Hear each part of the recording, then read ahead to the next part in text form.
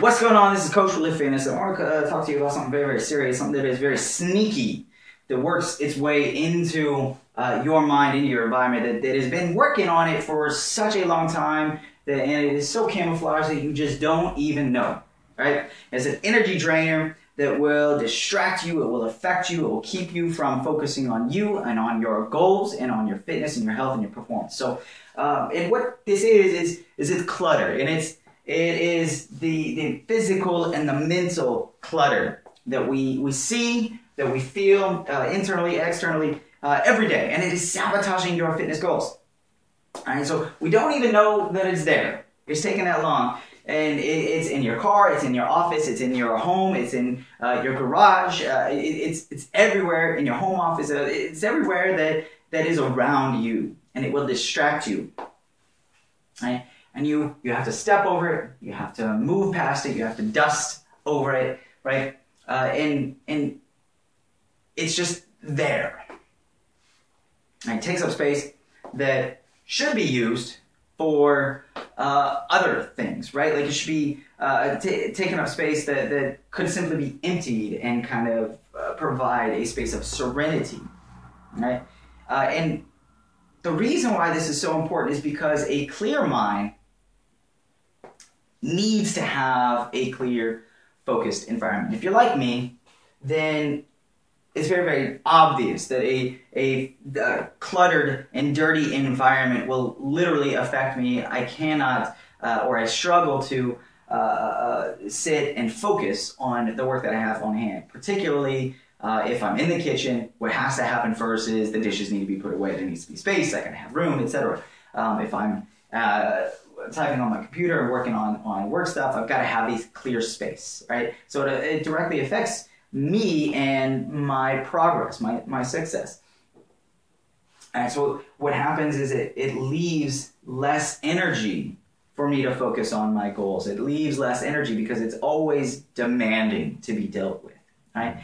And so you have less energy to really be focusing on your health and your performance, and less energy to be focusing on living, on loving, and on the really important things that we have in life. So your physical clutter, that is the stuff around you. And your mental clutter, of course, is the patterns of your thinking, the habits, the gremlins that we've talked about in the past, reacting to yourself and others in every everyday circumstances, right? Like stuff that you're doing throughout the day. And it's typically kind of under the radar. Again, you just don't understand that it's there, you don't see it there, and it's very self-defeating. These thoughts that come in, these behaviors that you have with certain people, if you act a different way with one group versus the way that you act when you're by yourself, these habitual ways of reacting to certain situations. For example, on a stressed out day, when my kids started crying, and I have a certain way that I act and I'm not proud of, and I have to step away from that situation. Not that they are clutter, but that is a behavior that I exhibit that distracts me and my soul, or my main purpose when I'm with my kids, right? And it just kind of runs, right? Like it's just on autopilot. You don't see it, and the problem with it is if you don't see it, is that you're not really conscious, and you're not able to change it, right? If it's just running blindly, right? And when you don't see it, you don't see the other alternatives to it either, right? Like the other options that are there. So how do you fix these problems, this clutter, the physical clutter, the mental clutter? All right. First and foremost, with your physical, it's pretty simple on that aspect. You just have to do it. You've got to look around, and you got to assess what you keep around you, and is it worth keeping it around you? Does it, where you live, where you work, pick up things and physically touch it, because so much gets into our lives and just kind of sits there, and it's just no longer important. So really assess what you have around you, and does it enrich your life? Or does it just kind of be there? And if it's just there, is it really important? Is it something that you really need to have as a distraction, which ultimately it is, all right? as you're going around assessing it, what are these things? What is the purpose behind it? What is its function? What do I use it for? And does it help me? Will it be beneficial to someone else if I give it up? All right? Is it just trash? Is it something I don't need? Is it something I can get rid of? All right? And then having kind of an objective resource and a fresh perspective come in, like a friend that comes in and says, yeah, literally, like, that chair there is just sitting there. You don't ever use it. Just get rid of that chair, right? Open up your space and have more area to move around, right?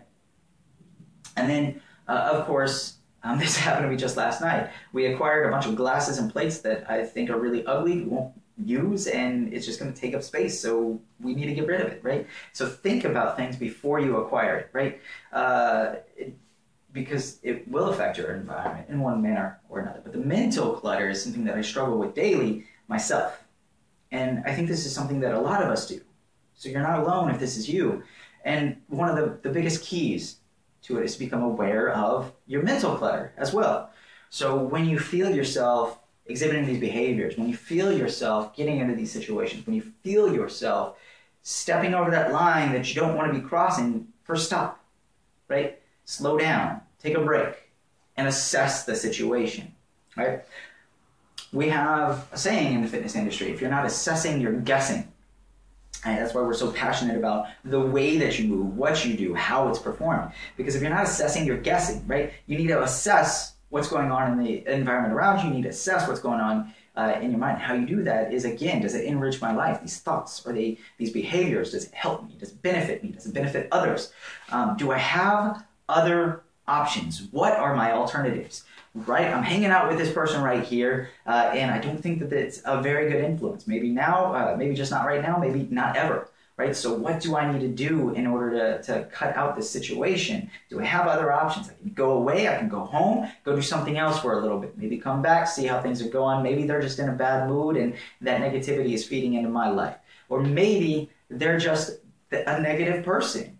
All right, maybe I don't need that in my life. You know, I appreciate them, but maybe I need to intervene and talk to them a little bit. Or maybe I need to help them. Or maybe I just need to distance myself entirely. Right? So, do you have other options? What are those options? Right? And I think something that's also very, very common when we lose consciousness, when we're not consciously aware of what's going on. That's where reminders, alarms are really, really popular, right? Or work really, really well. Hey, wake up. Well, there's a perfect alarm right there. But what about, hey, it's 10 a.m. I should probably have some protein, or I should probably have a snack, or I should probably go out and take a walk because I've been sitting for the last 3 hours, right? Of course, that is also just as bad as anything else out there. If I've been sitting down for 3 hours and not moving, not getting out of my chair, that needs to change, right? Even if it's just for 5 minutes. So along those lines, excuse me, what are your routines? What are your routines?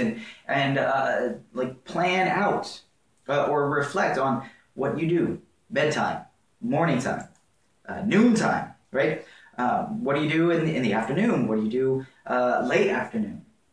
Do you eat stuff? Do you find yourself snacking a lot? If you hang out the break room a lot, what's going on there? Do you spend a lot of time on Facebook? Is that something you can give up? That time could be better spent somewhere else? I absolutely could, right? And so I have to limit the time that I'm consciously working on stuff on Facebook, because I will find myself going to Cracked, or I'll find myself going into these other articles and just kind of working my way through and wasting an hour, right? So really, those are some major time wasters that is mental clutter in my life.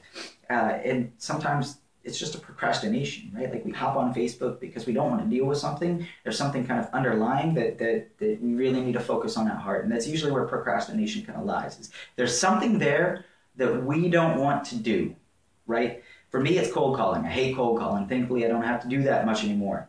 All right, but cold calling or calling people, I just don't like being on the phone, frankly, right? And that's something that I often will procrastinate. How do you do that? How do you get past that? It's the gun to the head moment, right? If you had a gun to your head, and this is something that I used to preach a lot. I do it a lot less now, but if you had a gun to your head and said, all you have to do is call 5 people, would you do it? Probably, right? And so it's a gun to the head moment. You just have to do it. You have to take that action.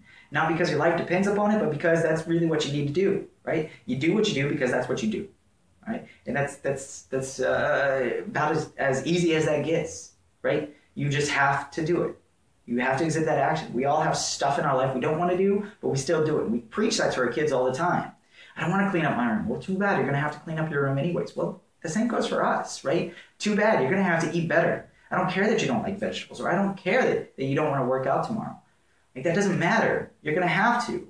You're going to have to find a way to get motivated. You stop procrastinating on that, right? So these are some ways that you can get rid of all of this clutter and all these problems in your life, because being fit and being healthy requires this being intentional about your environment, being conscious about your environment, about your schedule, about your relationships, about the things going on in your life. You have to be aware of that.